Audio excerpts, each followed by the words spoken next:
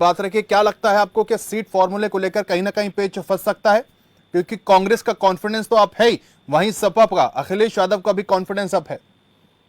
देखिए सहवाग जी, ये चूंकि उनके अपने गठबंधन का मामला है, लेकिन राजनीतिक गलियारों में जो चर्चाएं हैं, जो मुझे जानकारी मिल रही है, मेरी बात हुई है उस हिसाब से गाजियाबाद और अलीगढ़ की खैर और मीरापुर 3 सीटों में से 2 सीटें कांग्रेस पार्टी चुनाव लड़ेगी, ये तय माना जा रहा है। लगभग राजनीतिक गलियारों में इस तरह की चर्चाएं हैं और निश्चित रूप से गठबंधन से चुनाव लड़ेंगे, इसमें भी कोई दो राय नहीं है। और सबसे बड़ी चीज ये है कि चूंकि उनका गठबंधन है और वो अलग नहीं होना चाह रहे हैं, उनको लगा कि गठबंधन से हमें फायदा हो रहा है, तो ऐसा नहीं है कि पीडीए का फार्मूला जो लोकसभा में चला था वो विधानसभा के चुनाव में भी चले, इसकी कोई गारंटी नहीं है। क्योंकि विधानसभा का चुनाव और लोकसभा के चुनाव में बेसिक बहुत सारे अंतर होते हैं। उस समय पीडीए का फार्मूला आपका चला, चूंकि आपके पास मुद्दे सही आपने पकड़ लिए कि सत्ता पक्ष ने ही आपको मुद्दा दे दिया कि संविधान बदल देंगे और ये हो जाएगा और वो हो जाएगा।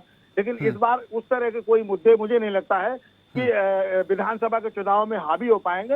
हाँ, ये जरूर है कि लोकसभा चुनाव की अभी आग ठंडी नहीं हुई है, धुआं जल रहा है। अब सरकार उस धुएं को कितने मजबूत तरीके से बुझा पाती है और अपने डीपीए फार्मूलों को कितने अच्छी तरह जमीन पे उतार पाती है, तो निश्चित रूप से इसका फायदा उसी हिसाब से सरकार उठा पाएगी। ठीक है नीरज जी, एक सवाल यहाँ पर मैं आपसे ये भी लेना चाहूंगा, आपको लगता है कि कोई ऐसी सीट है जो बीजेपी के लिए, इंडिया गठबंधन के लिए फंस सकती है?